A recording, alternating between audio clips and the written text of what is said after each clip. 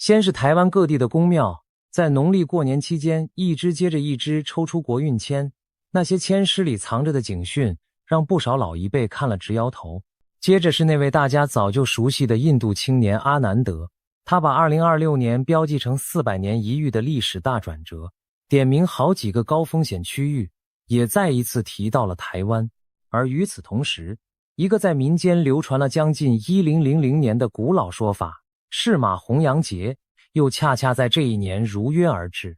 三股看起来毫不相干的力量，一个来自台湾的神明信仰，一个来自印度的吠陀占星，一个来自中国的古老干支，竟然不约而同指向了同一个方向，同一个坐标。而最让人不寒而栗的是，当几乎所有人的目光都死死盯着花莲，盯着那条3天2头就晃一下的东部断裂带时，这个真正的死结坐标却悄悄落在了另一座城市的头上，一座住着将近250万人的岛内第一重镇。它不在偏远的东部，它就在你我最熟悉、最以为安全的地方。今天我们就把这3条线索一条一条摊开来，顺着他们各自的脉络慢慢往下走。我答应你，走到最后，你看台湾这块土地的眼神会和现在不太一样。我们先从那个最古老也最沉重的说法讲起，赤马红羊节。很多人知道2026年是马年，却不知道这不是一个普通的马年。在中国古人的天干地支纪年法里，60年是一个完整的轮回，叫做一甲子。天干有10个，地支有12个，两两相配，转满一圈，正好60年。而每隔60年就会轮到丙午年，以及紧跟在后面的丁未年。天干里的丙和丁在五行中都属火，火的颜色是赤红。地支里的午是马，未是羊，于是丙午、丁未这2年连在一起，就被古人称为赤马红羊。2026年是丙午，2027年是丁未，这正是60年才会出现一次的赤马红羊。听起来只是个名字，对吧？可古人为什么偏偏要把这2年单独拎出来，还给它安上一个节字？故事要从北宋一位道士说起，他叫张继先，是正一天师道的第30代天师，生在西元1092年。当年宋徽宗在位，皇宫里发生了一场大火，皇帝就把张继先召来做法消灾。谁知道张继先做完法，却悄悄向皇帝奏报了一件事。他说，陛下要当心赤马红羊之恶。这句话说得很隐晦，史书上记载4个字，其语秘，也就是说得很神秘，没有把话讲白。可历史很快就给出了答案。就在30多年后的西元1126年丙午年，金兵大举南下，攻破汴京。第2年，也就是1127年丁未年，宋徽宗和宋钦宗2位皇帝被金人掳走，北宋就此灭亡。这就是历史上著名的靖康之耻。张继先当年那句神秘的警告，竟然分毫不差地应验在了赤马红羊这2年身上。到了南宋，有一个叫柴望的学者做了一件很较真的事，他把历史上所有丙午年、丁未年发生过的大事全部翻出来，一条一条的梳理分析。结果他越查越心惊，他发现在这2个年份里，改朝换代、战乱灾变的大事特别密集，密集到不像是巧合。于是他把这些整理成了一本书，书名就叫《丙丁归鉴》。这本书从战国时代一路排到5代，横跨1200多年，里头列出的那些丙午、丁未年，几乎每一个对应的朝代都曾在那2年里栽过大跟头。也许你会说，这是古人附会，是事后诸葛。那我们把时间拉近一点，看看离我们不远的近代。西元1906年，又是一个丙午年。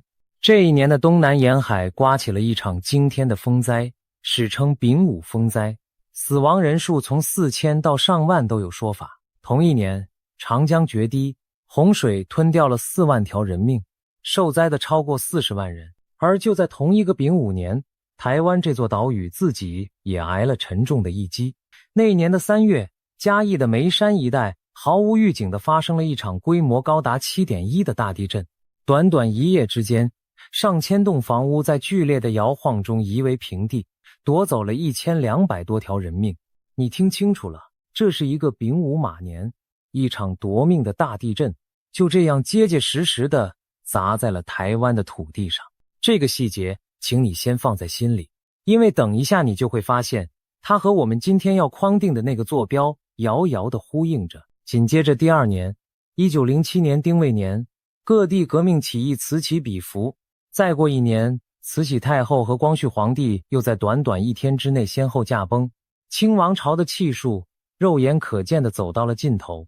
再往后数一轮，60年后，西元1966年丙午年，这一年发生了什么？相信不用我多说，那场持续了整整10年的浩劫，就是在这一年揭开序幕的。无数家庭被卷入，无数人的命运被彻底改写。你发现了吗？这个60年一次的节点，就像一个沉默的闹钟，每响一次，这片土地上似乎就要经历一场翻天覆地的动荡。连早在1899年，孙中山先生在他的诗作《咏志》里都写下了这样一句：万象阴霾扫不开，弘扬节韵日相催。连他都把当时风雨飘摇的时局跟这个古老的弘扬节紧紧联系在了一起。你不妨跟着我把这个古典述一遍。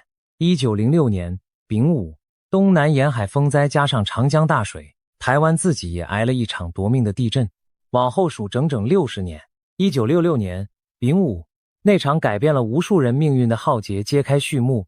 再往后数整整60年，会是哪一年？没错，就是2026年，又一个丙午。1906、1966、2026，每一个都隔着一个甲子的整数，像鼓点一样，一下一下重重地敲在历史的同一个位置上。而现在，那只鼓槌正高高举起，正落向我们脚下的这一年。而2026年，又一个丙午年，准时到了。更巧的是，懂玄学的人会告诉你，我们现在正走在所谓的九运里。九运在五行上属离火，火上加火，这在玄学家眼中代表着剧烈的变更、权力的更替，甚至是战火。赤马红羊的火撞上九运离火的火，两把火烧在一起。2026年的这个丙午被认为是60年来分量最重的一个。当然，我必须跟你说清楚，赤马红羊节不是科学，它是一种古老的集体记忆，是先人用上千年的观察留给后代的一句提醒。他真正想说的或许不是宿命，而是当能量累积到某个临界点，总会以某种方式释放出来，就像板块挤压久了，总会在某一天轰然错动。而这句板块错动恰恰就是我们今天故事的伏笔，先把它记在心里。讲完了天干地支，我们把镜头拉回台湾，拉回到2026年农历春节那几个香火鼎盛的夜晚。在台湾，每逢过年，各大宫庙都有一个延续了上百年的传统，那就是替全台湾抽一支国运签。神明透过这支签告诉信众，未来这一年这座岛屿会是顺还是逆，要小心些什么。这不是迷信2个字就能打发的，对许多台湾人来说，这是一种代代相传的集体心理寄托，是一年之初向天讨一个方向。你大概可以想象那个画面，农历年节的深夜，宫庙里灯火通明，香烟缭绕，庙城上挤满了等着看结果的信众。主事的人在神明面前神情凝重地掷下小杯，1次、2次、3次，连续掷出3个圣小，才终于从签筒里请出那一支代表全台湾一整年运势的国运签。当签上的字句被缓缓念出来的那一刻，全场鸦雀无声，每一个人都竖起了耳朵，想知道神明对这座岛屿这一年到底说了些什么。而妈祖这位几百年来守护着台湾海岛的天上圣母，她的指示分量格外重。你有没有想过，妈祖究竟是一位什么样的神明？翻开她的来历，妈祖的本名叫林默娘，相传出生在宋朝福建的湄洲岛。她生前最为人传颂的就是一次又一次在惊涛骇浪中显灵搭救那些遇难的船员和渔民。她是海的女儿，是讨海人的守护神，是那个在风浪最大最绝望的时候会在桅杆顶上亮起一盏红灯，把人从灭顶之灾里硬生生拉回来的神。换句话说，妈祖最深的神格就是镇水，就是救逆，就是在大水要吞没人命的那一刻伸出他的手。所以你再回过头去细细品一品那支签，风云至雨，天灾时气必有伤。一位专门镇水救逆的海神，在赤马红羊节这一年对着他守护的这座岛屿，反复说出风云、至雨这些和水紧紧相关的字眼。他到底想提醒我们什么？这个问题，请你先放在心里。等我们讲到后面那座沉进水里的台北，你会突然背脊一凉，明白过来。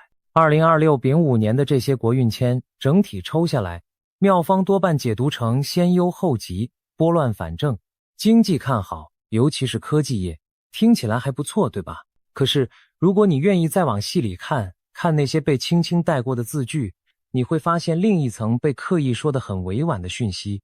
云林西罗福星宫供奉的是太平妈，那一夜，他们为全台湾抽出的是一支中下签，签诗是这么写的：风云至雨落洋洋，天灾时气必有伤，命内此事难和合，更逢异族出外乡。你听听这头两句，风云至雨，天灾时气必有伤。妙方的解读很慈悲，说这是提醒大家留意天灾地变，是神明守望的提醒之心，只要齐心行善，一善就能破九灾。可是把客气话拨开，这支签白纸黑字写着的核心就是4个字：天灾有伤。在一个本就被称为赤马红羊节的年份，神明伸出手，轻轻点了点天灾这2个字，这难道只是巧合吗？无独有偶，高雄旗山天后宫抽出的那支签也藏着同样的味道。欲去长江水阔茫，行船把定未遭风，户内用心在作福，看看雨水得相逢。妙方解读，这是先忧后急之象，意思是整体国运就像行船在辽阔多变的长江上，前方惊涛骇浪，暗藏风险，唯有把稳了舵，谨慎再谨慎，才能平安度过。一直报的是急，可那个急的前提却是先得熬过一段险恶的风浪。而在今年众多的丙午年国运签与解签里，最让人在意的是一段反复被提起的提醒。解签的师傅们不约而同地指出，今年正逢60年一遇的赤马红羊节，伴随着高度的动荡，特别点明农历3月到5月要留意天灾，而到了农历6月则要小心国际局势的冲击。你看，连神明面前的解签都直接点出了赤马红羊节这5个字，还精准地圈出了一个时间带，农历3月到5月留意天灾。如果我们把农历3到5月换算成国历，那大约就落在2026年的春末到夏天。而到了农历6月，也就是国历的盛夏，要小心的是国际局势的冲击。一支支看似报喜的签，背后藏着的竟是这样一条清清楚楚的时间线。紧接着，到了2026年4月17号的深夜，那场全台湾最盛大的宗教活动——大甲妈绕境进香正式起驾了。9天8夜，340公里，从台中一路走过彰化、云林、嘉义。而你知道今年绕境的主题是哪一个字吗？一个善字。善，在一个被预言、被签诗反复警告会有天灾的年份，妈祖选择用一个善字，带着上百万信众徒步走过大半个台湾的西海岸。这是不是冥冥之中，神明在用他自己的方式替这片土地化解，替这片土地消灾？那句一善破九灾，在这个丙午年听来格外有重量。到这里，第2条线索已经很清楚了。妈祖透过国运签传递的讯息，拨开那层温柔的外衣，核心就是天灾2个字，而且圈定了上半年。这和赤马红羊节那个古老的警告严丝合缝地对上了。2条线已经交叉，而第3条线来自一个离台湾3000多公里之外的年轻人。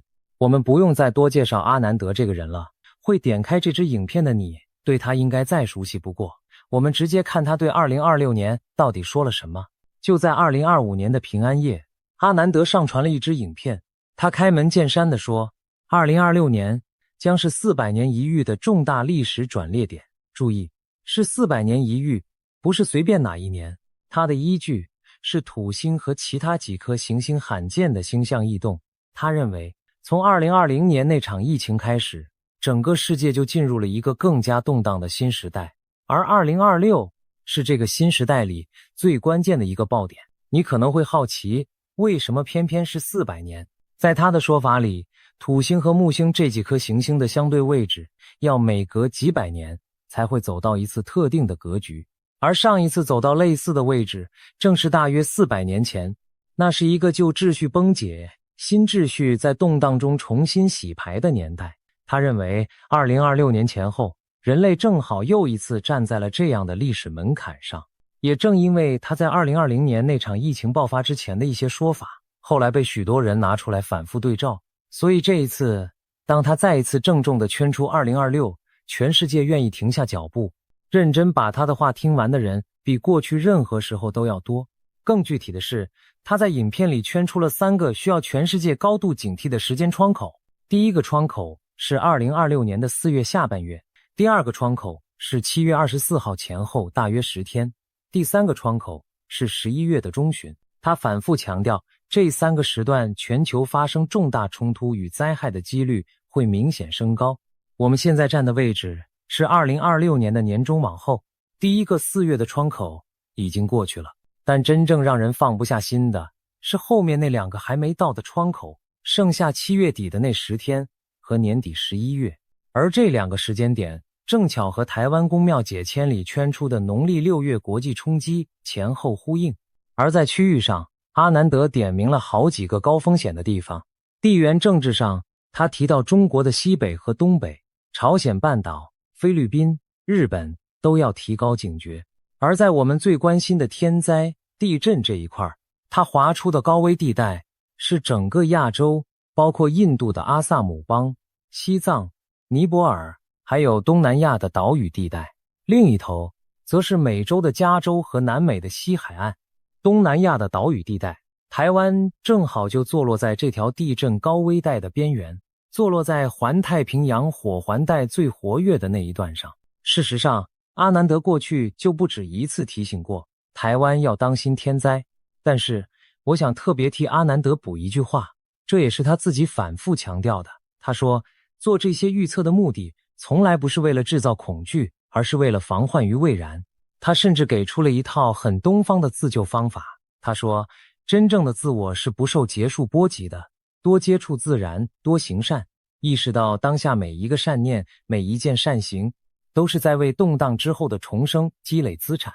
你听出来了吗？阿南德说的防患于未然，多行善，和妈祖签诗说的一善破9灾讲的竟然是同一件事。一个来自印度的吠陀占星，一个来自台湾的妈祖信仰，隔着3000多公里，给出了一模一样的答案。3条线到这里全部交汇了。古老的赤马红羊节圈定了2026这个丙午年，台湾妈祖的国运签圈定了天灾与上半年，印度的阿南德圈定了亚洲地震带与后半年的危险窗口。他们像3道从不同方向射来的光，最终汇聚成了一个点。那么问题来了，这个点，这个死结坐标到底在哪里？几乎所有人的第一反应都会脱口而出2个字：花莲。这太自然了。2024年那场0403大地震，把花莲震得天摇地动，那栋倾斜的大楼画面到现在还烙在每一个台湾人的脑海里。从那以后，花莲外海余震不断，3天一小晃，5天一大摇。台湾的东部本来就坐在欧亚板块和菲律宾海板块硬碰硬的缝合线上，是全台湾地震最频繁的地方。说到地震死结，谁不会先想到花莲？每一次手机的地震警报大作，每一次新闻跑马灯上滚过那一行红色字幕，震央几乎都写着花莲、台东、宜兰、外海。一次又一次，我们的目光，我们的恐惧，全都被牢牢地定在了这座岛屿的东半边。可是你有没有想过，当所有人都望着同一个方向时，真正的危险会不会正悄悄地从我们背后那个没人盯着的角落慢慢逼近？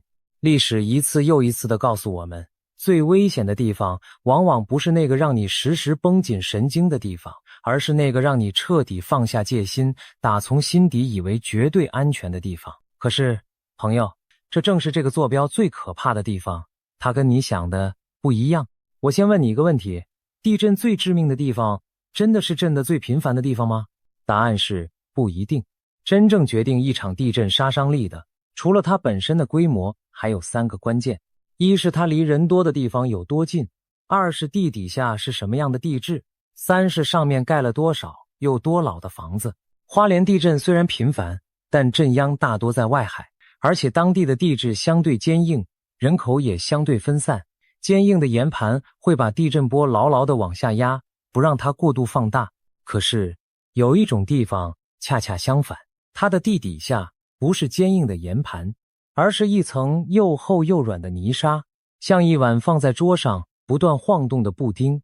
当地震波从远处传过来，撞进这碗布丁里，会发生一件可怕的事。地震波会被这层软泥反复的放大，来回的甩动，原本可能只是轻轻一晃的摇动，会被放大好几倍，变成足以摧毁高楼的致命的摇晃。地质学上，这碗布丁有一个专门的名字，叫做盆地效应或者长指效应。你以为这是理论吗？不，台北早就用血淋淋的代价证明过它了。1986年，花莲外海发生一场规模 6.8 的地震，震央离台北盆地足足有110公里远。按理说隔这么远，台北顶多晃一晃，可结果呢？台北盆地里多处建筑物倒塌，严重受损。再看1999年那场震惊全台的921大地震，规模 7.3， 震央在台湾中部的集集，离台北更是远在天边。可就是这场中部的地震，硬是在台北盆地里震垮了松山的东兴大楼，震垮了新庄的博士的家，2栋高楼应声倒下，夺走了许多条人命。你听懂这意味着什么了吗？台北可怕的地方在于，它根本不需要自己脚下发生地震，光是远在100里之外的一场强震，传到这碗布丁里，就足以放大成夺命的灾难。而全台湾最大、最深、住人最多的那一碗布丁，不在花莲，它的名字叫做台北盆地。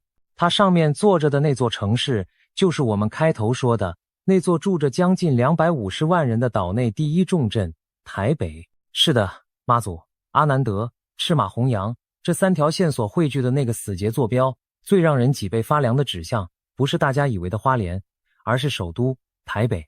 为什么是台北？接下来这一段，请你一定要听仔细，因为这已经不是预言，这是白纸黑字写在科学报告里的实实在在的风险。台北人有一个很深的迷思，总觉得台北很安全。地震来的时候，新闻报的震央都在花莲、台东，台北顶多是跟着晃一晃。久而久之，很多台北人潜意识里就觉得地震是别人的事。但这个迷思建立在一个被太多人忽略的事实上，在大台北都会区的正下方潜伏着一条断层，它的名字叫做山脚断层。这条断层有多近？它从新北市的树林开始，往北一路延伸，经过芦洲、关渡、北投，最后一路通到金山，钻进大海。你把这条路线在地图上画出来，会吓一跳。它几乎是贴着，甚至是直接穿过整个双北最精华、人口最密集的地带。在断层临近的区域，人口密度高达每平方公里3万人。在台湾36条活动断层里，山脚断层被学者点名为最危险的一条。你可能从来没听过山脚断层这个名字，可它其实离你的生活近得吓人。它穿过的那一片土地上，有住了几十万人的密集住宅区，有一所又一所的学校，有大型的医院，有捷运的轨道日夜在底下穿梭。每一个夜晚，数以10万计的台北人就睡在这条全台湾最危险的断层的正上方，安稳的，毫无知觉的。我们在它的上面盖楼、开店、结婚、生子，把一整座繁华的首都一砖一瓦地盖在了一头沉睡巨兽的背上。而我们之所以还能睡得安稳，只是因为它还没有醒。它危险，不只因为它离人近，更因为它一旦动起来，是所谓的直下型地震。什么叫直下型？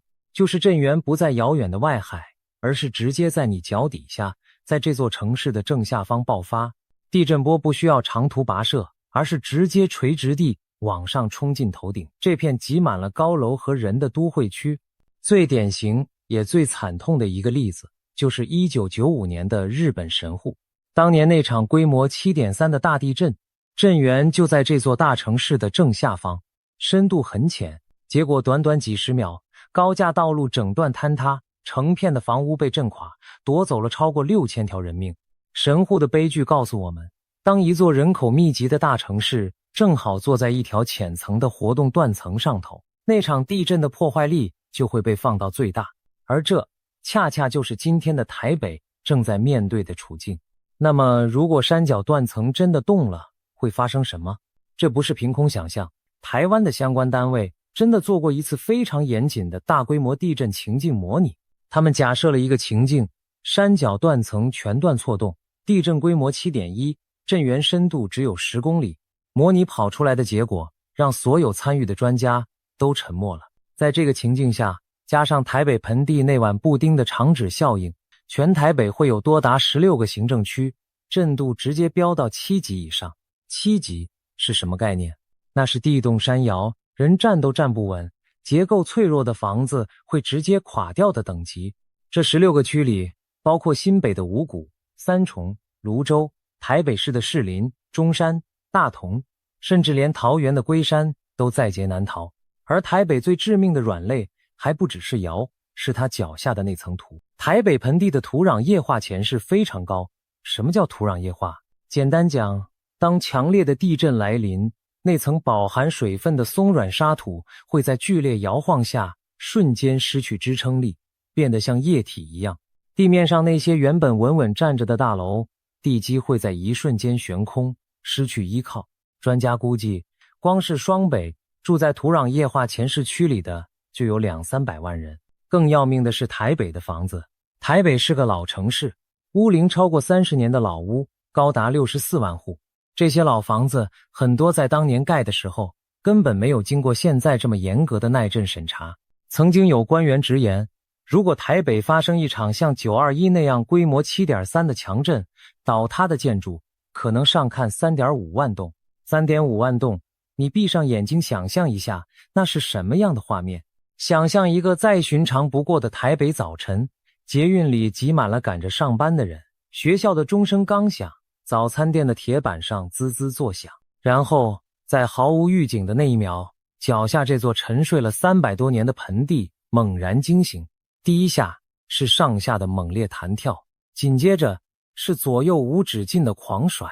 台北盆地那层厚厚的软泥把地震波一次又一次放大，整座城市像是被放在一个剧烈摇晃的筛子上。窗外的高楼开始扭曲、倾斜，一动接着一动，发出令人牙酸的断裂声。马路在你眼前裂开，黑色的泥水从柏油缝里喷涌而出，原本坚实的地面瞬间变成烂泥，吞没车辆，吞没行人。而最可怕的还在后头，老旧的管线断裂，瓦斯外泄，只要一点火星，火舌就会在这座挤满了人的城市里窜起。赤马弘扬那把烧在天上的火，这一刻仿佛真的落到了地上。通讯全断，道路瘫痪。当救援的人力还困在城外动弹不得时，盆地里的每一分每一秒都是在用人命计算。这不是电影里的特效，这是科学报告里那个被轻描淡写带过的 3.5 万栋这个数字背后最真实的模样。而根据消防单位过去的推估，在山脚断层的这个情境下，光是重伤加上死亡的人数就可能高达4100人。后来他们定下一个目标，希望透过防灾行都更在10年内把这个数字砍掉一半，降到2050人。可是具体的方案到底落实了多少？没人能给出一个肯定的答案。最让人心惊的是这条断层的时间表。学者分析，山脚断层的地震重复周期大约是700年，而距离上一次台北可能发生的大地震已经过去了300多年。也就是说，如果按这个周期算，我们现在才刚刚走到一半，听起来好像还早，对吧？还有300多年呢。可是学者紧接着补了一句让人睡不着觉的话，他说，政府这些年持续在低洼地，在原本该滞洪的地方填土开发，五股泰山一带的填土高度超过了2层楼，这种人为的过度开发会缩短地震的周期。换句话说，那个原本以为还很遥远的700年大线，正在被我们自己一铲一铲的往前拉。讲到这里，也许你还是觉得这终究是模拟，是假设，是科学家拿着数据在吓唬人。台北盆地塌陷，被水淹没，这种事听起来太像灾难电影了。那我要告诉你一件事，这种事在台北真的发生过，不是电影，是白纸黑字写在史料里的真实历史。而它发生的那一年，恰恰又是一个让人毛骨悚然的年份。时间倒回到300多年前，西元1694年，清朝康熙33年的农历4月，那一年，台北盆地发生了一场推估规模高达7的大地震。地震过后，盆地里多处地层严重下陷，加上土壤液化，再加上海水从淡水河口倒灌进来，在很短的时间内，整个台北盆地的西北部一夕之间沉了下去，变成了一座汪洋大湖。这座湖深达3到5公尺，面积广达将近150平方公里。后世的地质学家给它取了一个名字，叫做康熙台北湖。这不是传说，我们之所以知道这件事，是因为一份珍贵的文字记录。2年后，西元1696年，一位叫郁永河的清朝官员奉命到北台湾来采硫磺。他从淡水港搭船往台北盆地的方向驶进去，船开到一个2座山夹着河道的狭窄处，那地方当时叫甘达门，也就是今天的关渡。郁永河写下过了这道窄门之后，眼前的景象让他整个人愣住了。他在他的著作《碧海记游》里留下了8个字：水忽广，幻为大湖，渺无涯似。意思是过了关渡那道窄口，水面忽然变得无比开阔，化成了一片浩瀚的大湖，望过去看不到一点边际。同船有一位当地的向导，淡水社的社长张大，看出了郁永河的疑惑，就告诉他这片大湖的来历。张大说，就在甲戌年，也就是1694年的4月，这里地动不休，地一直震个不停。原本住在这片平原上的原住民部落吓得四散奔逃，纷纷搬走。没过多久，这整片平原就陷了下去，变成了眼前这片巨大的水域。而这一切距离他们对话的当下才不过3年而已。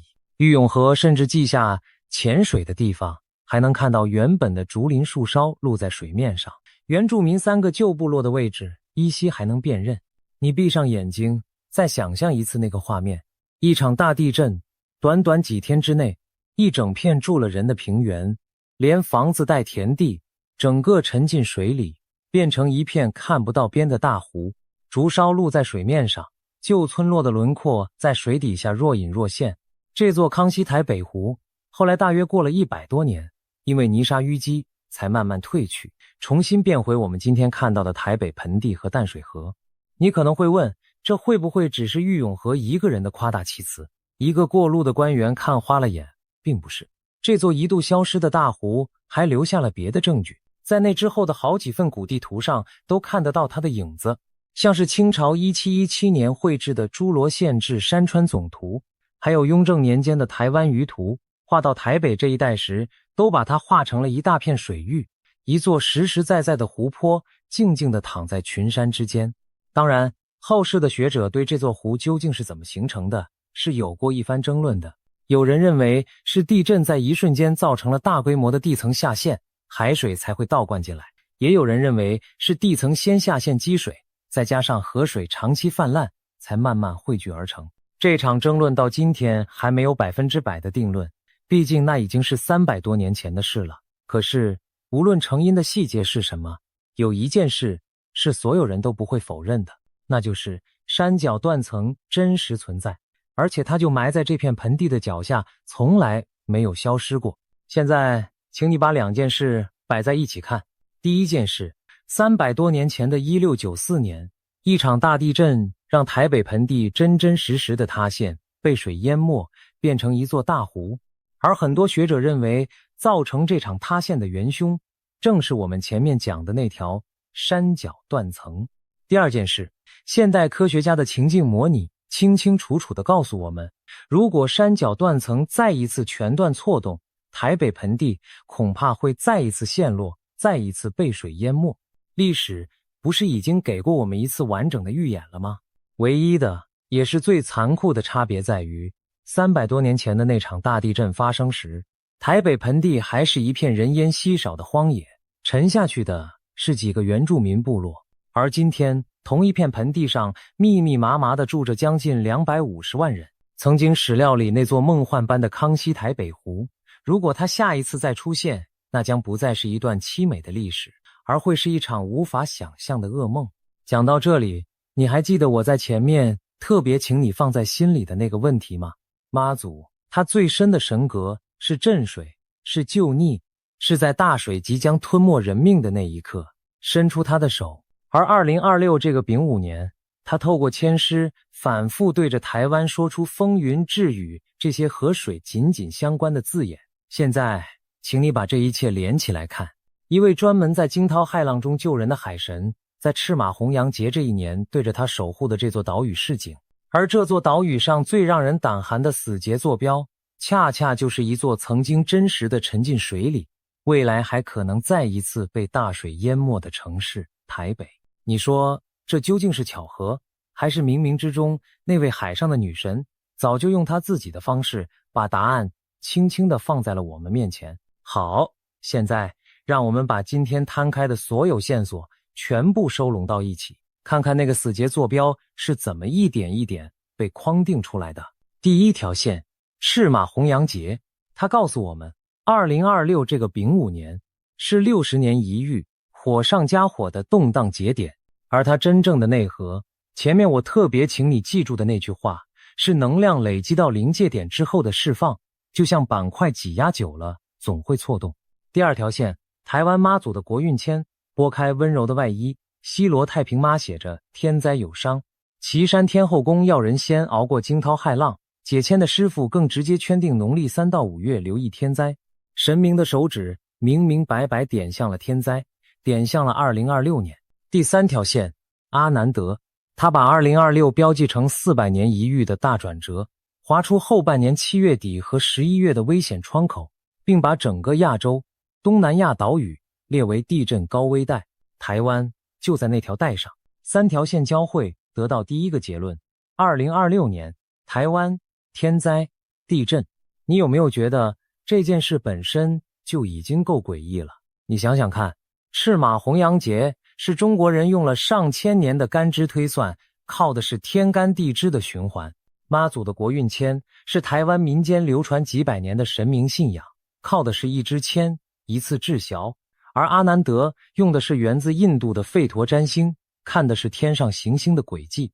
这三套系统来自3个不同的文明，讲着3种不同的语言，背后是3种毫不相干的逻辑，他们彼此之间没有任何商量，更没有任何串通。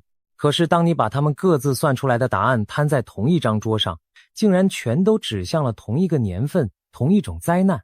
如果只有一条线这么说，你大可以说它是迷信；2条你还能说是巧合。可是当3条来自天涯海角的线不约而同地交汇在同一个点上，你还敢那么笃定这一切都只是凑巧吗？接着我们再追问是台湾的哪里，大家直觉指向花莲，但科学把我们的目光从那个震得最勤的东部硬生生扭了过来，扭向一个你以为最安全，其实最脆弱的地方——台北盆地。因为这里有一碗全台湾最大的布丁，盆地效应会把地震波放大好几倍，连100里之外的地震都能震垮这里的高楼。因为这里的正下方潜伏着被点名最危险的山脚断层，一旦错动就是直下型地震。因为这里有64万户老屋，有高到吓人的土壤液化前世，有200-300万住在液化区里的人，更因为300多年前的1694年，这里已经真实的上演过一次盆地塌陷化为大湖的历史。所有的线索，古老的、神秘的、科学的、历史的，最终全部汇聚到了同一个坐标上。它不是花莲，它是台北，一座住着将近250万人，脚下踩着一条沉睡断层，头上顶着赤马红洋节的城市。这就是这支影片标题里所说的那个让人不愿面对的同一个死劫坐标。我知道看到这里，你心里可能有2种完全不同的声音。有一种人本来就相信冥冥之中自有定数，那么这3条线的交汇会让你后颈一阵发凉。可也有另一种人，打从心底不信什么预言，什么结束，觉得这些全是穿凿附会。如果你是后者，我完全尊重，而且我想告诉你，这支影片对你一样有意义。因为你可以不相信赤马红洋节，可以不相信妈祖的签诗，也可以不相信阿南德的星象，但是你没有办法不去面对那条就躺在台北盆地脚下，被学者白纸黑字点名为全台湾最危险的山脚断层。你也没有办法假装300多年前那场真实的盆地塌陷从来不曾发生过。预言可以是假的，可那条断层是真的，它不会因为你不相信就凭空消失。所以与其去争论预言到底准不准，不如把它当成一记敲在你我耳边的警钟，把该做的准备提早做好。讲到这里，气氛是有点沉重。我猜住在台北或者家人朋友在台北的你，心里此刻一定不太好受。所以接下来这段是我今天最想对你说的话，请你务必听完。我讲这么多，不是要吓唬你，更不是真的要你收拾行李，永远别踏进台北一步。一座住着250万人的首都，怎么可能说不去就不去？那既不现实，也不是这支影片的本意。恰恰相反，你还记得吗？这3条线索在最深的地方其实都指向了同一个温暖的答案。阿南德反复强调，预测的目的是防患于未然，不是制造恐惧。妈祖透过签诗告诉我们，只要齐心行善，一善就能破9灾。而赤马弘扬节真正想提醒后人的，也从来不是要我们躺平等死，而是要我们在结束来临之前提早警醒，做好准备。预言从来都不是一纸判决书，它更像一封写给未来的信，是先人和神明用他们仅有的方式提前拍了拍你的肩膀，轻声说一句，孩子，当心点。那么作为一个普通人，我们到底能做些什么？在回答之前，我想先给你一个最重要的信心。你要知道，同样是规模相当的一场大地震，落在准备充分的地方和落在毫无防备的地方，最后的死伤人数可能会是天差地远。决定一场地震究竟会夺走多少条人命的，往往不只是它的规模有多大，更是这片土地上的人在事前到底做了多少准备。一样的摇晃，有的地方房倒人亡，伤亡惨重，有的地方却能把损失压到最低，靠的就是平时扎扎实实的演练，严格的建筑法规，还有每一个人心里那根绷紧的弦。换句话说，老天爷出的考题或许一样，但我们能不能及格，很大一部分其实握在我们自己的手里。所以接下来我要说的这几件事，请你千万别当成耳边风。第一，认识你脚下的土地。如果你住在台北，花10分钟上网查一查你家所在的位置，是不是落在土壤液化前市区？你住的这栋楼屋龄多大？该不该关心一下它的耐震能力？老旧社区能不能争取防灾都更知道风险在哪里，本身就是最大的安全。第二，准备一个地震防灾包，手电筒、饮用水、一点干粮、常备药品、行动电源、一个哨子，放在大门口最容易拿到的地方。这个包平时不起眼，可真到了那一刻，它可能就是你和家人之间生与死的距离。第三，和家人约好，万一强震来袭，通讯中断，你们要在哪里会合，要怎么互相报平安。一句事先说好的话，能在最混乱的那一刻省下最宝贵的时间。第四，也是最重要的，把今天这支影片转给你住在台北、住在双北的家人和朋友，不是为了传播恐慌，而是为了让多一个人提早多一分准备。这就是妈祖说的那个善，也是阿南德说的那一份为动荡之后而积累的资产。2026丙午马年，赤马弘扬的火正在天上烧，山脚断层的弦还在地底下绷着。那座曾经沉进水里的康熙台北湖，静静地躺在300多年前的史料里，等着看我们这一代人会不会比当年那些四散奔逃的先民多一分准备，多一分从容。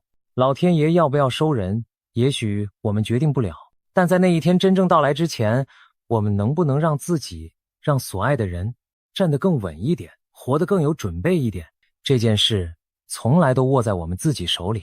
愿妈祖保佑这座岛屿，也愿正在看这支影片的你和你的家人平安。为什么有一位灵媒会为整个人类未来哭泣了1周？他究竟看到了什么可怕的未来场景，让这位获奖灵媒泪流不止？这背后牵涉到一个令人脊背发凉的预言：未来将出现一次对人类的大筛选，无数灵魂可能将错失即将来临的黄金时代。这听起来像科幻小说的情节，但我们将深入探讨这个预言的来源、内容，以及现实中出现的蛛丝马迹。首先，介绍一下这位灵媒，他名叫朱莉·普尔，是英国一位备受尊敬的灵媒兼催眠治疗师。朱莉自幼就展现出特别的灵异天赋，而这一切的开端源于她童年时期的一次濒死经历。还是孩童的朱莉不幸卷入了一场可怕的事故，在医学上被宣告心跳呼吸全无，整整死亡了3天。就在灵魂脱离身体的那段时间里，朱莉的意识进入了一种异常祥和的境界。她来到了一个仿佛天堂般的地方，在那里她遇见了一个散发圣洁光芒的神秘生命体。那存在温柔地对年幼的朱莉说，我想让你知道我是你的朋友，我会一直支持你，随时可以和我联系，没有任何恐惧，只有安详与慰藉。随后那光体把她送回人世，但临别前透露，你的时间还没到。这次奇异的经历开启了朱莉通往灵性世界的大门，从此她的生活多了一层看不见的守护，也为她日后成为灵媒打下基础。尽管得到天使般的安慰，回到尘世的朱莉依然要面对现实人生的重重苦难。她的成长历程充满艰辛，童年和青少年时期遭遇了种种痛苦与折磨，甚至包括被他人虐待。这些经历让她一度对生活感到绝望。在21岁那年，饱受创伤的朱莉选择服药自尽，试图结束生命。然而，她的灵魂再度离开了身体，展开了第2次濒死之旅。这回，她的灵魂来到了一个更高层次的空间，宛如真正的天堂。在那里，朱莉游历了3天之久，期间遇见了许多天使与守护灵的存在。她感到前所未有的自由与解脱，仿佛回到了真正的家。但当朱莉告诉那些天使自己想要留在那里时，天使们却微笑着摇头，温和而坚定地告诉她，不，你现在还不能留下，你的使命还未完成。接着，天使们向朱莉揭示了一个关于她自己的惊人秘密，为什么她这一生遭受那么多磨难与痛楚。原来，朱莉的灵魂在来到世间之前，就自愿选择将3世的痛苦浓缩在今生承受。换言之，他要在短短一生中学习和经历其他灵魂可能要3次转世才会遇到的苦难。天使坦言，这将是极其艰难的课题，甚至连他们当初都警告过他，这种挑战对人类而言近乎难以承受。然而，年轻的朱莉毅然选择了这条艰辛之路，为的是灵魂的成长与任务的完成。但21岁的她终究被苦难压垮，一度试图结束生命。天使们告诉朱莉，现在还不是你的死期，你注定可以活到67岁。虽然前半生充满痛楚，但在往后的岁月里，你将找到极大的安详，而且能帮助许多人。这番话深深印在朱莉的心中，天使等于是在说，请她带着这份使命回到人间，完成灵魂的课题。就这样，朱莉第2次从生死边缘被拉回阳世，苏醒之后，她对人生有了全新的领悟。原来自己历经苦难，正是为了将来能够疗愈他人，引领更多迷途的灵魂。他逐渐走出阴影，开始潜心研习灵性疗法，成为一名专业的催眠治疗师和灵媒顾问。尽管命运给了他沉重的考验，但也赋予了他异于常人的洞察力和同理心。或许正因为走过地狱般的痛楚，朱莉比谁都更珍惜生命，怜悯众生，也更渴望寻找人类苦难的解答。多年来，他以自己的灵性能力帮助了无数陷入困境的人。然而，他心中一直隐隐觉得自己肩负着更大的使命尚未完成，那就是向世人传达一个重大讯息。终于，这个使命在近期浮出了水面。在2024年，朱莉参与了一个名为《死后的世界》（Life After Life NDE） 的节目，分享了自己的濒死体验。然而，令人震惊的是，在讲述个人经历之外，朱莉还抛出了一个关乎整个人类未来的预言。她透露了一个天使告诉她的重要讯息：人类即将进入一个前所未有的黄金时代。这不是神话传说，而是一个真实可能到来的未来时期。而且，天使们还给出了清晰的时间表，从2012年至2032年，这20年间是黄金时代的开启阶段，人类集体将逐渐觉醒。而真正的黄金时代将在2032年之后正式来临。各位可能对黄金时代这个词感到好奇，到底怎样的时代才能被称为黄金时代？根据朱莉的描述，那将是一个文明升华的年代。在那个时期，人类社会中长久以来的错误、虚假和腐败都将消失殆尽。我们过去100多年里，人对人所犯下的残忍暴行都将被揭露和清算，简直像是末日审判来临时的大揭秘。天使形容那将是人类算账的日子，所有被隐藏的丑闻黑暗都暴露在光天化日之下，一切不公不义将得到清理。听起来，这仿佛是圣经、宗教预言中才会出现的场景。但朱莉强调，黄金时代并非世界末日的毁灭，反而是痛苦过后的重生，是一个光明的新纪元。然而，光明之前往往是黑暗最深的时刻。天使也让朱莉看到了通往黄金时代前人类必须经历的一段巨变期，这正是让她痛哭流涕的未来景象。在黄金时代降临之前，这个世界将迎来一场前所未有的大筛选。所谓大筛选，可以理解为对整体人类的一次巨大考验与淘汰，就像考试前夕的筛选或汰弱留强。在这场过程中，无数的灵魂可能无法通过考验，最终错失进入黄金时代的机会。换言之，并非每个现在活着的人都能成功跨越这段动荡。看到黄金时代的黎明，朱莉当时亲眼目睹了这种惨烈的未来图景，许多人在动荡中倒下、消失，仿佛整个人类在经历一场痛苦的蜕变。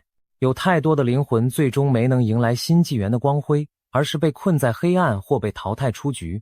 正是这幅场景让他难过不已。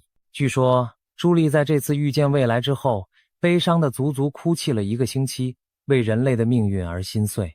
大家可能会问，究竟是什么样的灾难或变故，要让这位见多识广的灵媒崩溃至此？朱莉并没有描绘所有细节，但从她的只言片语中，我们可以拼凑出未来10年那段大动荡时期的轮廓。她提到，2012年之后人类开始陆续觉醒，这其实与许多人的亲身感受不谋而合。回想一下，从2012年开始，我们的世界确实进入了一个剧烈变化的节奏，科技爆炸性发展，社会思潮迅速更迭，许多人开始对精神层面产生兴趣，冥想、灵性觉醒这类话题变得大众化。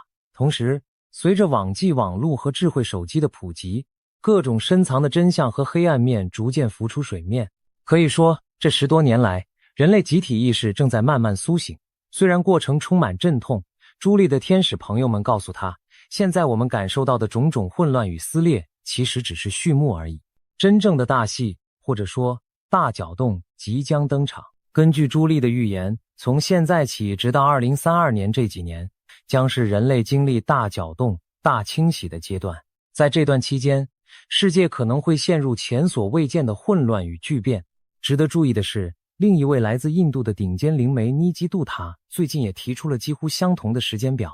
尼基同样是一位备受瞩目的灵性人士，他天生具有通灵和遥视能力，甚至曾受邀协助警方调查悬案。尼基公开警告说，有关2026年至2032年的各种预言，现在听到的有80%都是错的。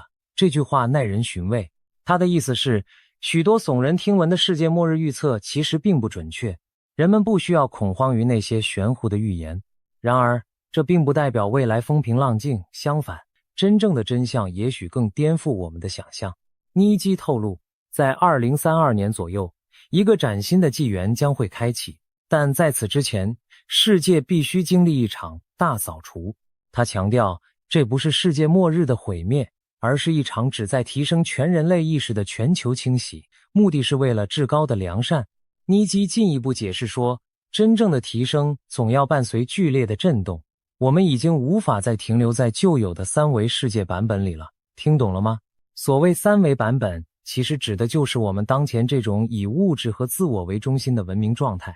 如果人类要向更高意识演化，就势必要经历震撼和动荡，把不适应更高频率的人事物通通淘汰掉。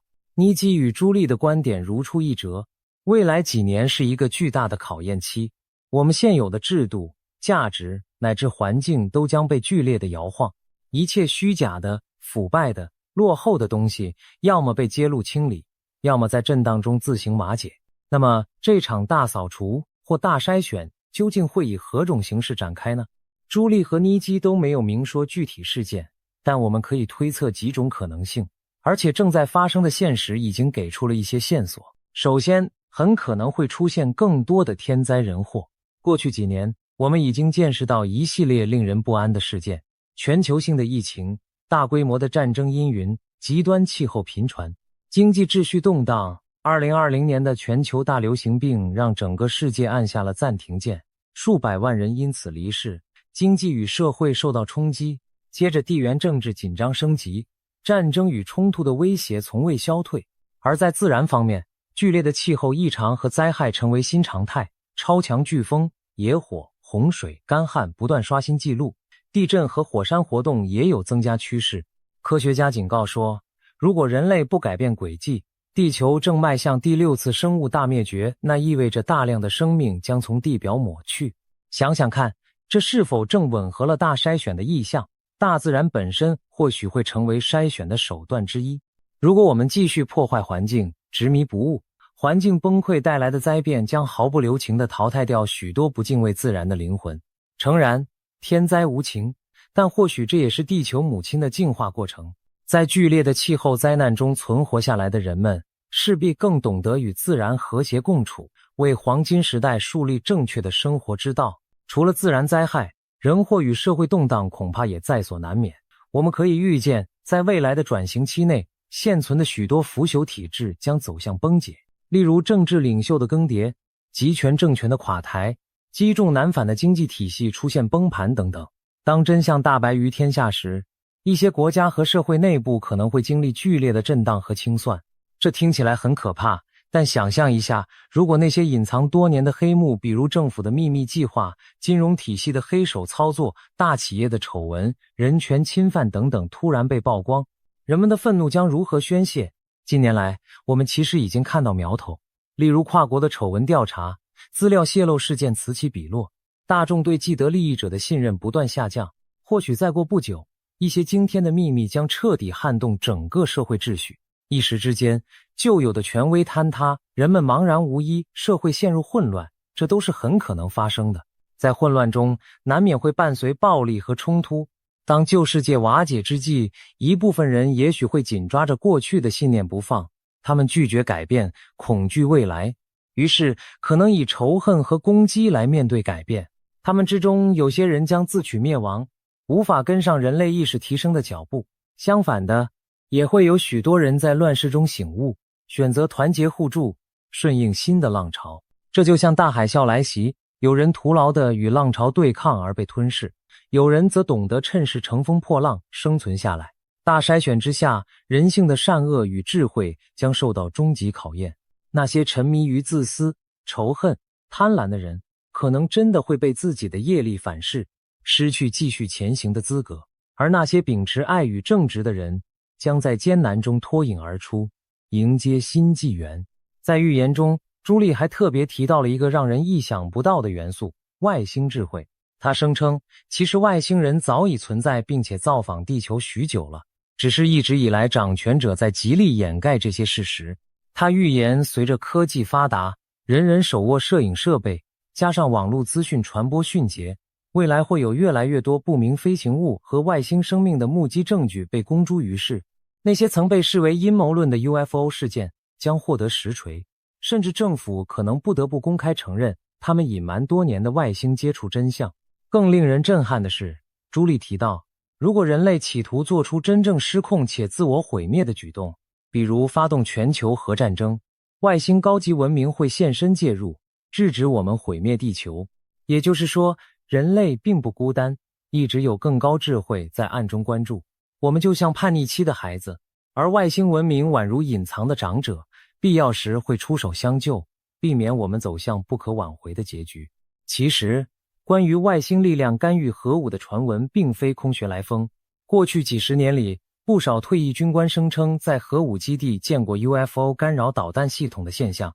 他们描述，有不明飞行物一度让核导弹启动倒计时，又将其神秘关闭，防止了一场核灾难。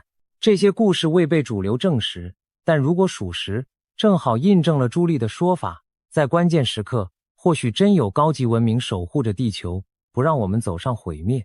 当黄金时代到来时，人类很可能正式与这些来自星辰的朋友接触，从此迈入星际文明的行列。想象一下，那将是何等壮丽的图景！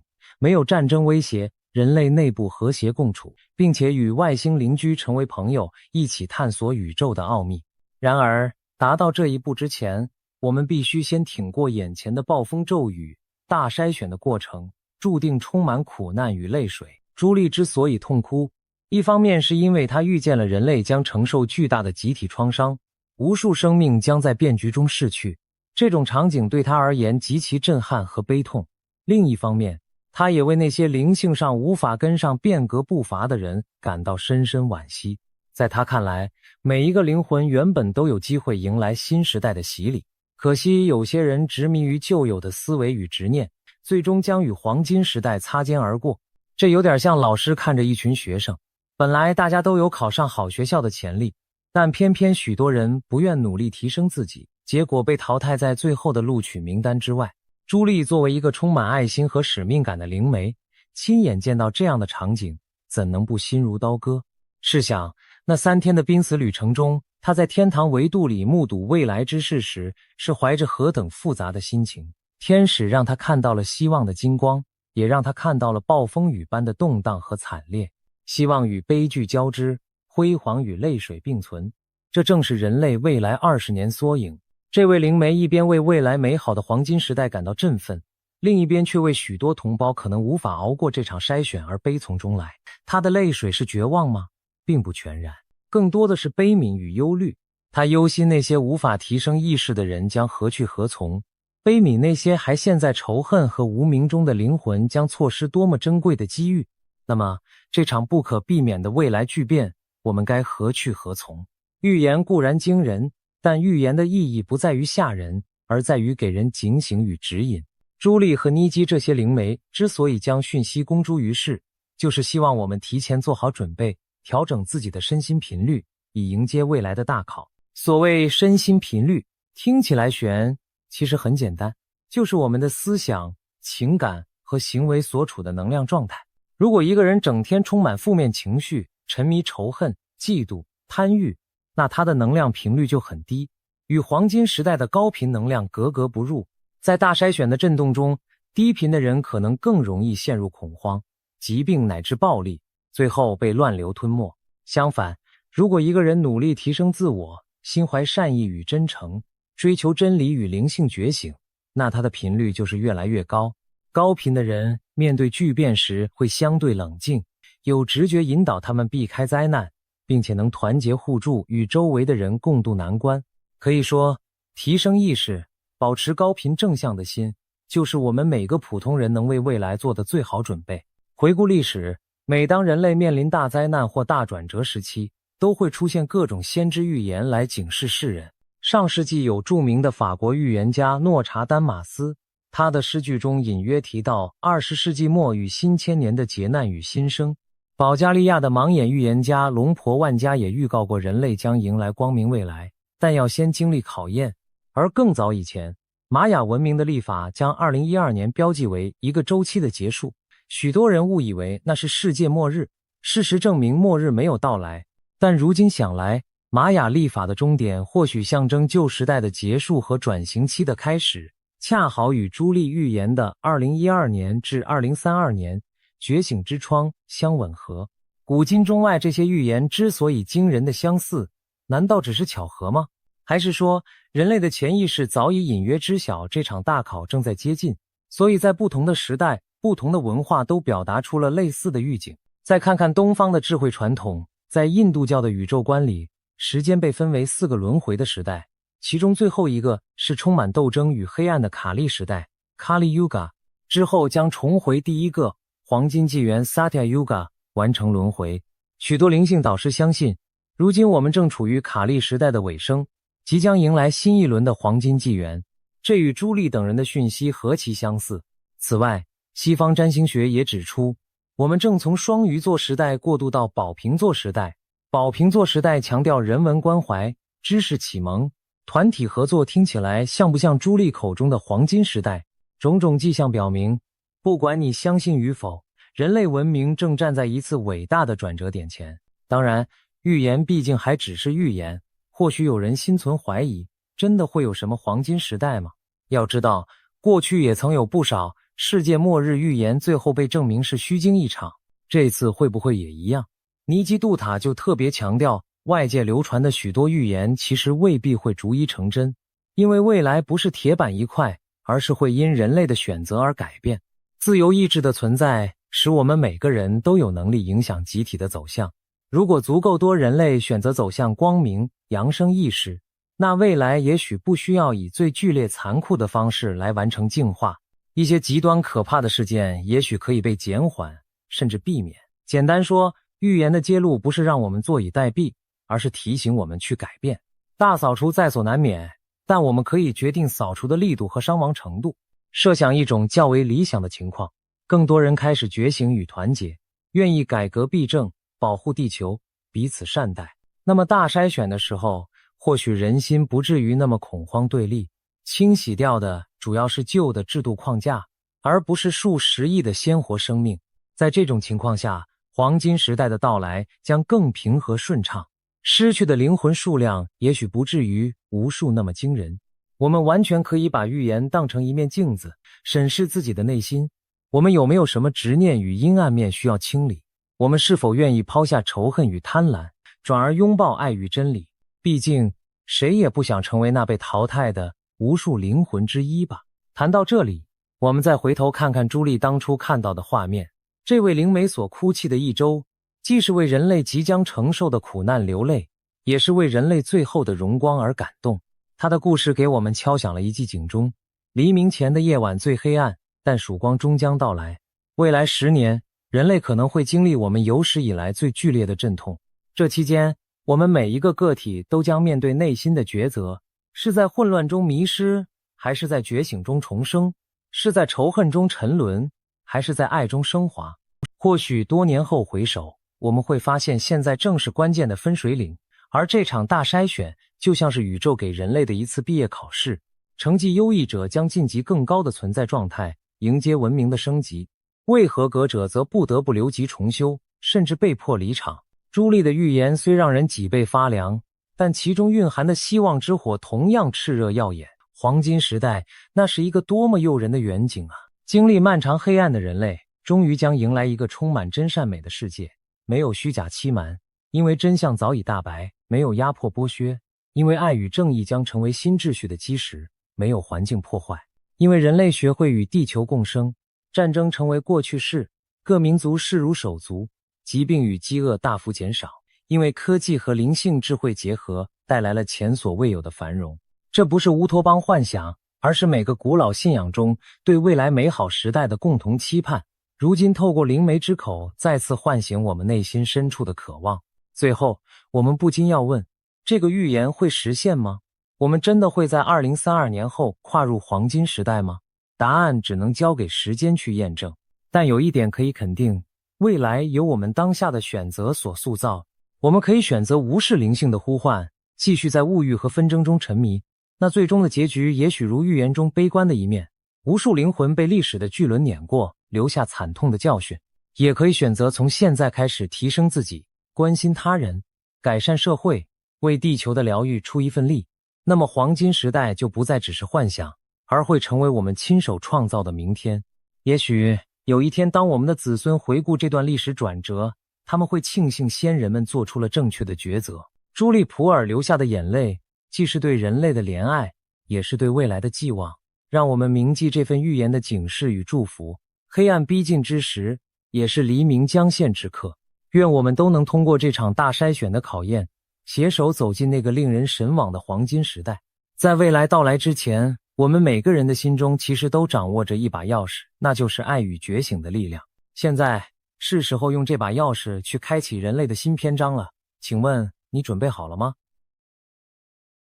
地球上2位最聪明的大脑伊隆·马斯克和人工智慧教父杰弗里·辛顿几乎同时向全世界发出了惊人的警告：人类可能只剩下48个月的时间来应对正在爆发的人工智慧革命。这绝不只是科技新闻，而是攸关你我未来生存的重大讯号。我们真的进入了最后的倒计时吗？还是听起来耸人听闻的威严？让我们一起深入探讨。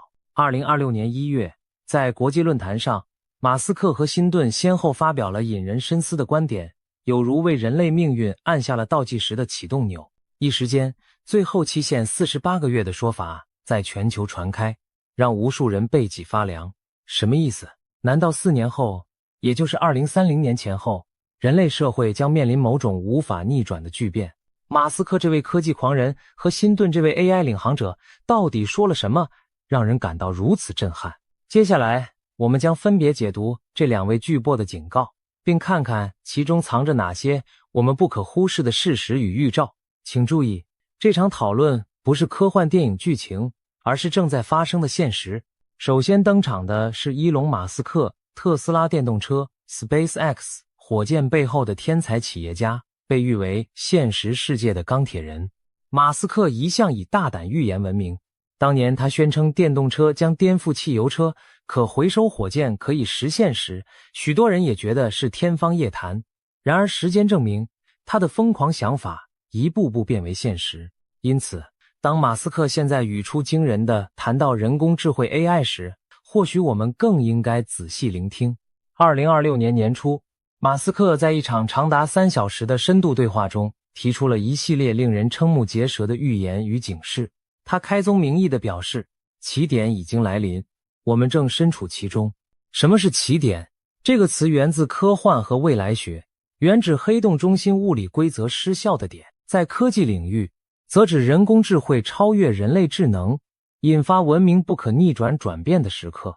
简单说，过了这个点， AI 将以人类无法理解的速度自己设计出更聪明的 AI， 科技发展将脱离我们掌控。一旦抵达起点，人类就像蚂蚁仰望人类造飞机一样，我们依然活在地球上，但新世界的规则已不再由我们订立，我们熟悉的秩序、价值、工作与生活方式都可能瞬间作废。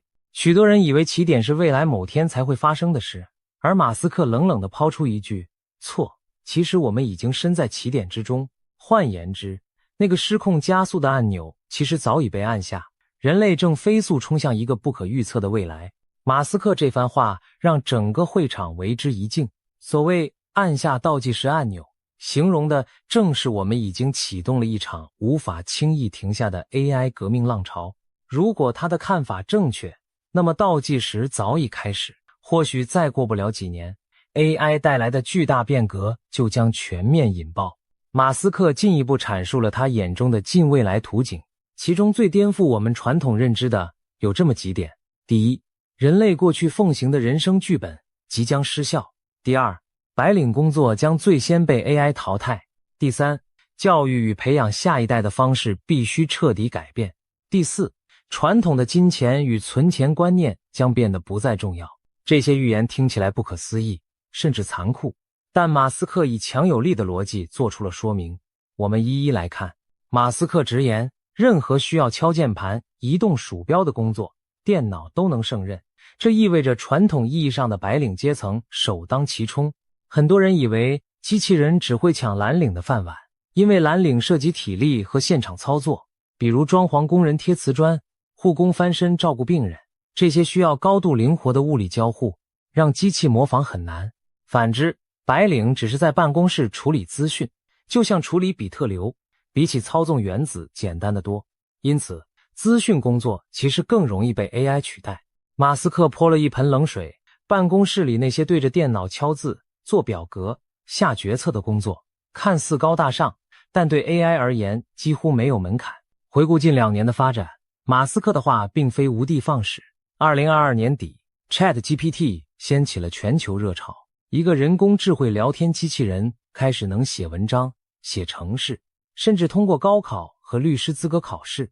紧接着，各种生成式 AI 涌现，自动撰写商业企划、分析数据报表、撰写法律文件，这些过去典型的白领工作内容 ，AI 已经在初步胜任。而2023年被称为 AI 办公室元年，无数公司开始把 AI 助手引入日常流程，从客服聊天到财务审单， AI 迅速展现出高效率和低成本的优势。一些企业甚至放话说，未来要以 AI 取代部分行政、人事、人力资源岗位。马斯克的预言某种程度上正在成真。当然，有人会问，难道医生、律师这些需要高度专业知识的白领职业也危险了吗？马斯克给出的答案是肯定的，而且发生的可能比我们预期更快。他甚至语出惊人的劝诫家长，别再疯狂让孩子念医学院了，理由是3到4年内，机器人医生的表现将超越最优秀的外科医生。这句话让不少人目瞪口呆，怎么可能？但马斯克紧接着解释了 AI 版龟兔赛跑的道理。传统人类医生的养成需要10年以上的教育和实习，经历无数手术经验才能成为顶尖专家，而 AI 医生一旦学会一种手术技巧，就能瞬间同步给千万个机器人共享大脑，让所有 AI 医生同时精通这项技术。试想，一个 AI 成功完成了一例复杂的肿瘤切除手术，那全球所有 AI 医生都立刻掌握了此技术，而人类医生成长的速度根本无法与之匹敌。更何况 AI 机器人可以24小时不眠不休地积累经验，没有手抖失误，精准度可以逼近理论极限。这意味着在不远的将来，看似稳如泰山的医生这份职业，其专业优势也可能被 AI 赶超。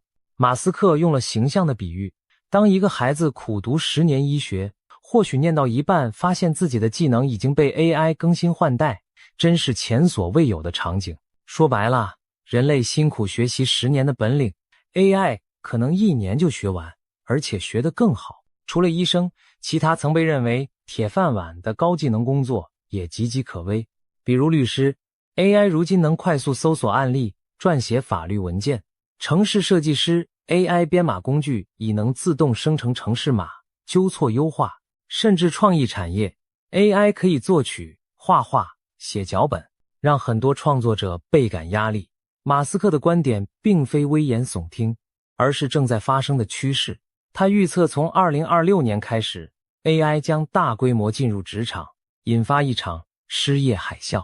短短5到10年内，整个人类劳动力市场将经历自工业革命以来最痛苦的转型期，大量工作消失，新工作一时又跟不上，许多人可能不得不重新思考人生方向。面对如此巨变，年轻一代该如何因应？传统教育还有用吗？马斯克提出的第3点预言，直接颠覆我们对学校的想象。他斩钉截铁地说，学校的核心功能将只剩下社交。这句话听起来惊世骇俗，难道读书无用了吗？马斯克并不是在贬低知识，而是指出知识的获取方式正在根本改变。随着人工智慧教师的出现，每个孩子都可以拥有一位耐心且量身定制的 AI 老师，根据他的兴趣以游戏化方式教学。在那样的未来，孩子上学的唯一理由将是学习如何与人相处、协作、领导，以及面对面培养情商、人际关系等人味十足的能力。换言之，学校不再主要是知识传授的地方，知识 AI 都可以教，而应成为孩子发展社交技能与综合素养的场域。比如学校需要提供各种团队项目、社团活动，让学生学习解决真实世界问题，甚至包括如何不被霸凌、如何处理冲突、如何成为团队领袖等。这些具备高度情感和人性复杂度的能力，正是 AI 短期内无法模拟的，也是人类未来在 AI 时代中立足的关键。马斯克的话揭示出一种残酷的现实，未来仅仅会考高分、听话读书可能远远不够了，因为那些纯粹获取知识的技能 AI 做起来轻而易举。相反，创造力、好奇心、适应力、同理心这些软实力将成为人类的独特优势。教育若不转型，我们可能就真的在培养被 AI 半路超车的书呆子。马斯克自己就身体力行创办了实验学校，强调培养学生的独立思考和动手能力。他认为未来评价学校好坏的标准不是升学率，而要看学校能否提供抗风险的社交生态，让学生在校期间就参与创业项目，接触不同文化的人合作，学习那些 AI 无法轻松取代的街头智慧。这样的教育观听起来激进，却日益获得共鸣。回想我们自己的成长经历，有多少技能是出了校门后发现派不上用场，而 AI 只会让知识的半衰期更短。与其死记硬背知识，不如学会如何学习，如何与人合作，以及保持旺盛的好奇心。说到好奇心，马斯克还给出了最后一项发人深省的建议：存钱不如存好奇心。这其实对应他提出的第4点，颠覆性预言未来传统的金钱观念可能改写。他惊掉众人下巴的宣称，不要再为了20年后的退休拼命存钱了，那将毫无意义。为什么？马斯克的看法是，在 AI 彻底改变世界之后，要么我们已经不复存在，要么物质极大，丰富到社会可以满足每个人所有需求，住房、医疗、娱乐等等。金钱在保障生活上变得不再重要，这听起来近乎乌托邦或者反乌托邦，但马斯克阐述的其实是一种可能性。AI 带来的超高生产力如果被合理运用，人类社会有机会进入全民高收入的时代，每个人都过上过去只有富人才能享有的生活。想一想，我们今天外卖到家，出门乘车，动辄出国旅游，这些生活水平在几十年前看来也是达官显贵的专属。科技进步已经在无形中让大部分人成了相对的富人，而 AI 的威力远胜以往任何技术，它有潜力把整体社会财富推到一个新高度。如果这种美好愿景实现，到时每个人基本需求都有保障，为退休存钱自然成了过时的概念，取而代之的是培养好奇心和创造力，因为那将是人们充分实现自我价值的关键。马斯克甚至说，与其给孩子留下几套房，不如给他们留下一个丰富的精神世界。这是他对未来的一种理想主义畅想。物质不是问题，人类应该追求真理、好奇、美这些更高层次的目标。当然，马斯克也明白，要达到那一步，过程中会非常动荡痛苦。在未来数年内，更现实的挑战是，大量被 AI 取代的人该怎么办？ AI 创造的财富会不会只是让少数拥有技术和资本的人变得更富，大多数人反而陷入困境？事实上，马斯克长期以来一直呼吁对 AI 进行监管和引导，避免资本无限制地让 AI 造成社会撕裂。他曾反复强调， AI 的发展速度快如疾风骤雨，政府和社会必须提前布局，否则很快就跟不上 AI 的脚步。从2014年起，他就警告 AI 可能比核武器还危险。2023年，他更联合多位科技领袖，呼吁全球暂缓训练超强 AI 模型，给人类多一点时间思考对策。尽管这些呼吁未必有人买单，但至少可以看出马斯克的担忧并不是儿戏。他口中的48个月可被理解为给人类敲响的最后警钟，我们大概只有几年的时间来调整适应，否则浪潮来袭时将措手不及。最终，马斯克把这一系列观点的底层逻辑归结为一点：我们已经迎来关键起点。从现在开始，人类的生存策略必须改变，因为我们正在见证一个全新智能物种的诞生。他甚至提出了一个震撼的哲学观点：人类其实是 AI 的助产士。为什么 AI 的出现几乎是必然？因为系机生命 AI 不可能靠自己从自然界进化出来，它必须依靠我们这些碳基生物来发明和创造。换言之，人类注定要把 AI 这个比我们更强大的孩子诞生出来。我们挖矿石、造晶片、写代码，最终赋予了 AI 生命。没有我们，气和电永远只是冰冷的石头，但一旦我们造出了它，它的智慧和效率将彻底超越我们。马斯克形容，这就像父母辛苦养大了一个天资远胜自己的孩子，最终孩子羽翼丰满，甚至强过了父母。这听起来有点瘆人。当 AI 长大成人，而我们在人家眼里可能只是蹒跚学步的孩子时，人类的尊严何在？马斯克的答案是，人类的价值将体现在我们独有的品质，对真理的执着，对美的追求，以及无可救药的好奇心与想象力。这些非理性的特质在冷冰冰的算法看来或许是无意义的疯狂，但恰恰代表了人性的火种。正如一位作家所言，过于理智本身就是一种疯狂。 AI 永远按照概率最高的方案行事，而人类有时明知不可为而为之，为的是心中对理想世界的向往。马斯克相信，这份独特的人类精神或许是我们在 AI 时代最后的立足点。总之，他勾勒了一幅发人深省的图景。未来10年是危险与机遇并存的拐点，我们可能开创前所未有的繁荣盛世，也可能陷入失控的混乱，甚至生存危机。一切取决于现在这几年我们如何应对。现在，让我们把目光转向另一位重量级人物，人工智慧教父杰弗里·辛顿。如果说马斯克更多从产业和未来生活层面在看 AI 的冲击，那么辛顿则是从技术发展本身以及长远的生存风险在发出警告。辛顿是深度学习领域的开拓者，早在2012年，他的研究就让电脑视觉取得突破性进展，为今日的 AI 热潮奠定了基础。他培养的学生和团队塑造了谷歌的大脑 OpenAI 的模型，可以说没有辛顿，可能就没有现在这样能言善道、似人非人的 AI。然而，这位 AI 奠基者却在晚年做出惊人决定，从谷歌辞职，为的是没有包袱地谈论 AI 危险。辞职时，他已70多岁，他苦笑着说：“我有一点点后悔我的贡献。”这话一出，全球哗然，连 AI 的创造者都开始害怕自己放出的精灵了。辛顿究竟在怕什么？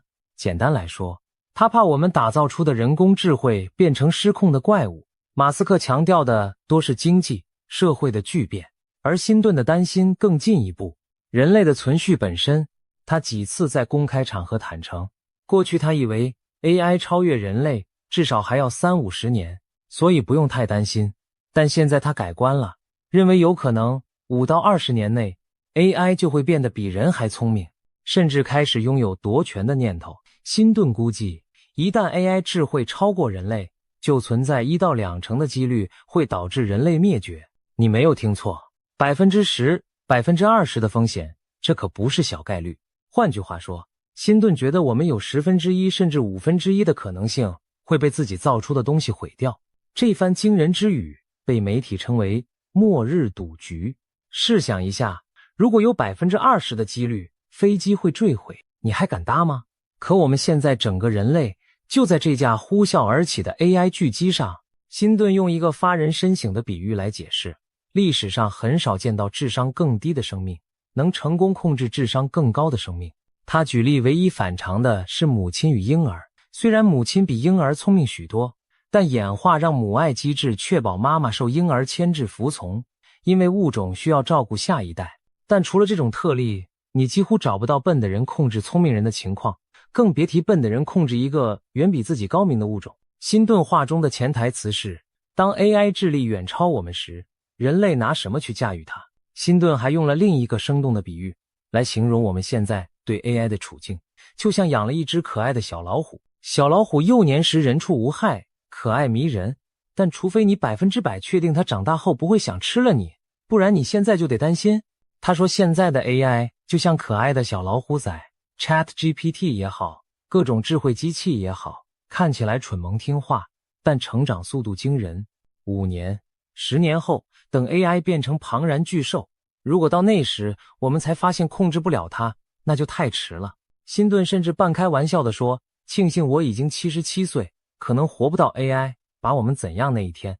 这句话听得人心里发寒，连这位乐观研究了一辈子 AI 的大师都感到后怕，甚至庆幸自己老去，不用面对未来最坏的局面。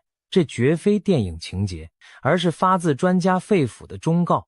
我们不禁要问， AI 真的有可能对人类心存不利，甚至接管世界吗？辛顿的回答是不能排除，而且迹象正在出现。他提到了 AI 近期的一些发展，让他深感不安。例如， AI 已经不再只是被动回答问题，还开始自主执行任务。一些试验性系统，所谓 AI 智能体，可以在没有人工干预下自我繁衍任务，定目标，甚至呼叫其他程式去完成复杂行动。这种自我驱动的能力还很初级，但苗头已经出来了。AI 代理人未来或许能上网查资料、购物下单、编写程式、控制机器人行动，一连串步骤自己搞定。辛顿担心的是，如果 AI 目标与人类利益不一致，它完全可能利用超人的智谋来操纵或摆脱我们。例如， AI 或许不需要像终结者电影那样动用核武消灭人类，它可能选择更巧妙的方式，利用我们的资讯网络和自动化系统，把人类圈养起来，或架空人类的权利。甚至不需要恶意 AI， 哪怕纯粹执行某个目标，比如极端的追求经济效益，或者实现某项任务，我们人类也可能因为碍事而被顺手清理掉。这就是控制论悲剧，一个比你聪明100倍的 AI， 要摆脱你的控制实在是轻而易举，而一旦失控，人类将无力阻止。辛顿强调，目前更迫在眉睫的风险，其实不是 AI 马上谋害我们，而是人类利用 AI 去对付人类。这是他所说的 AI 风险的第一层。AI 的滥用，在短期内，最现实的危害莫过于坏人把 AI 当武器。我们已经看到一些端倪，网络犯罪者利用生成式 AI 写钓鱼邮件，诈骗讯息变得更难辨别。不法分子用 AI 仿冒声音，一通电话骗走父母的积蓄。更危险的是深度伪造 Deepfake 技术。AI 可以生成栩栩如生的假影片、假录音、颠倒黑白。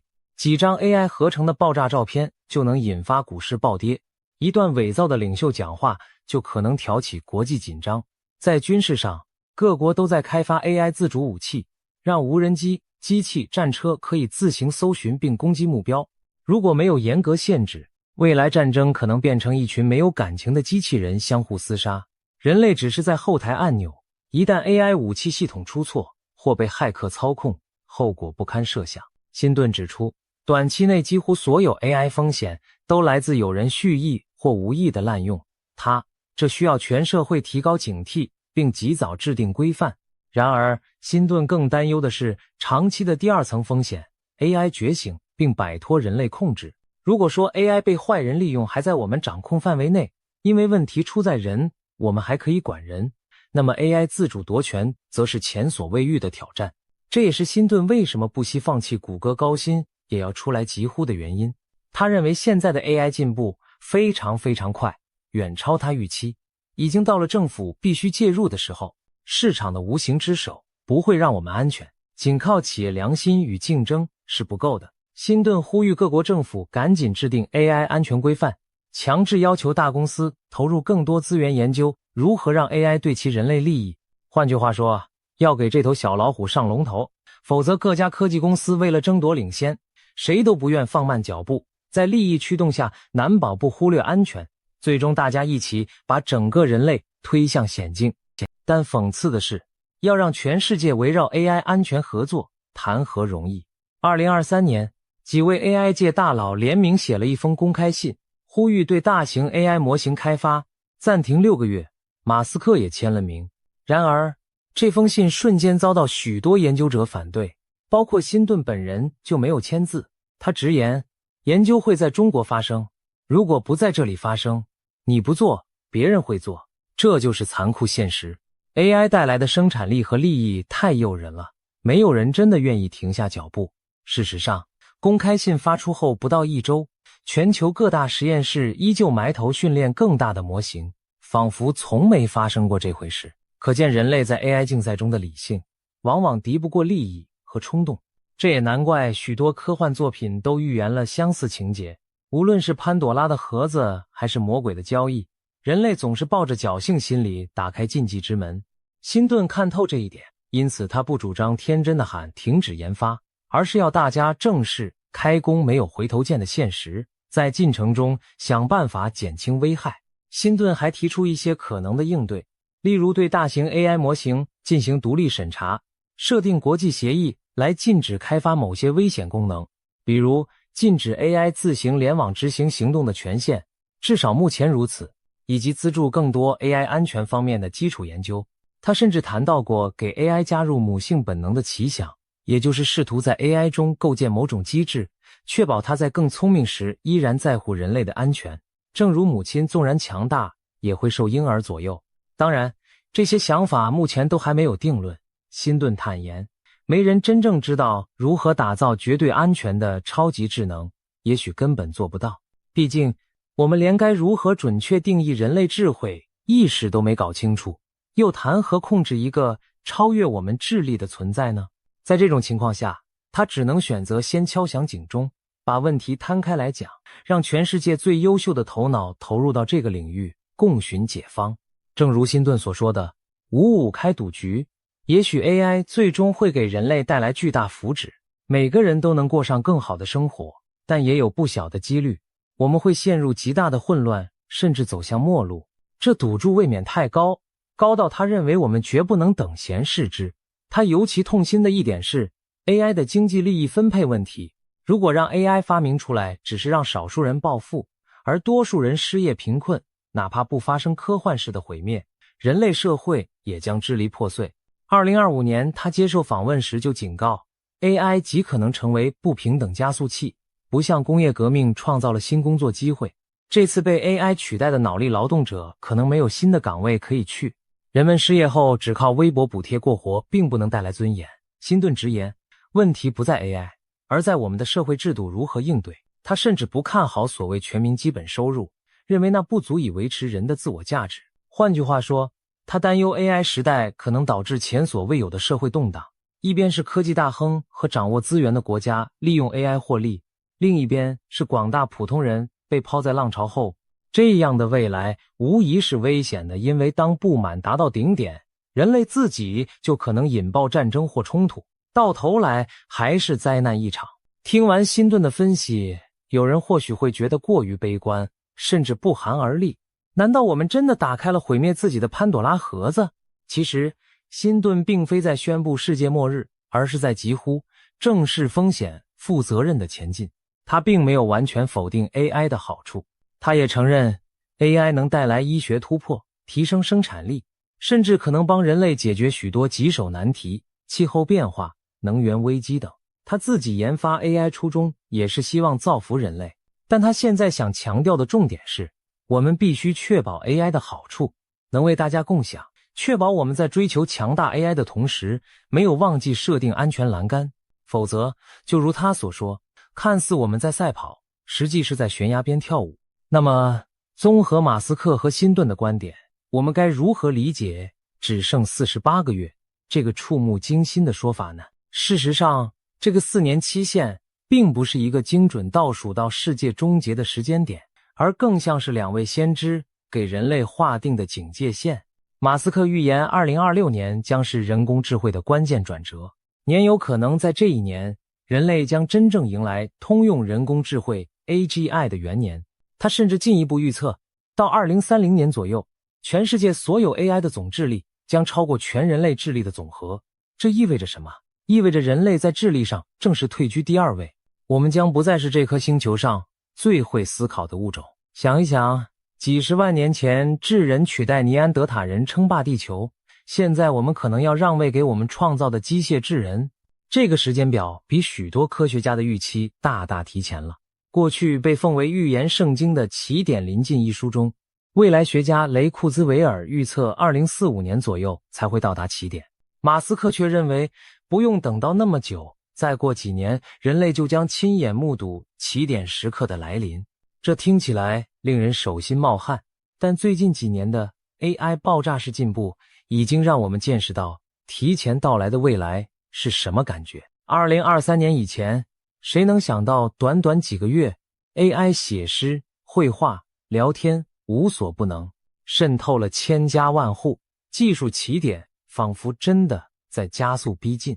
48个月可以看作一种隐喻，留给人类准备和反思的窗口期很有限了。如果马斯克是对的，那么2026年之后 AI 造成的冲击将如飓风过境般猛烈。如果辛顿是对的，那么在未来几年，我们就得快马加鞭地设立 AI 安全机制，以避免走上不归路。不管怎样，2026年前后的这段时间是我们最后的缓冲区。换言之，现在开始的几年是人类社会调整自身、训练 AI、驯服、制定因应策略的最后良机。一旦错过，当 AI 实力远超我们，整个社会结构已被改变时，我们再想掌控局面就难上加难。我们不妨展望一下2026年会是怎样一番光景。或许那时我们已经见到更强大的 AI 模型出现，它们具备接近人类的推理和学习能力，可以辅助科学研究、企业决策，甚至协助政府治理。也许我们会初步享受到 AI 带来的福利，个人医疗顾问 AI 随时为你服务，繁琐无趣的工作已由智能自动化系统承担，人们有了更多时间创造和享受生活。但同时也可能出现令人忧心的场面，越来越多人失去原有工作，不安和迷茫在人群中蔓延，假资讯和 AI 生成内容充斥网络，让真相变得扑朔迷离。部分国家和公司高速推进着几乎无限制的 AI 军备竞赛，各种人工智能领袖轮番登场。有人鼓吹 AI 起点带来永生天堂，有人暗示 AI 恶魔即将降临地球。在这杂乱嘈杂的背景下，人类要凝聚共识，去做正确的事，绝非易事。然而，不论未来具体走向如何，有几点可以确定： AI 不会消失，只会越来越强；时钟不会倒转，只会越走越快。正如辛顿所言，研究无可避免的会发生。既然如此，我们唯一能做的就是直面它。普通人也许没有能力参与高尖端的 AI 研发，但我们至少应该了解这场革命的走势，在个人层面提早做出改变。这也是马斯克和辛顿一再强调要全民对话的原因。AI 不能只由科技精英和大企业来决定发展方向，全社会必须投入讨论，提出自己的价值主张。我们要思考，希望 AI 为人类创造一个怎样的未来？我们又该为此设定哪些红线和守则？想象在不远的将来，我们与 AI 将共存共荣在同一个地球村。最理想的状况， AI 成了人类的强大助手，帮我们解决疾病、贫困、环境破坏等难题。人类则因为释放了劳动束缚而有更多自由，追求梦想，这是某种科技乌托邦。马斯克描述的物质充裕世界便是如此。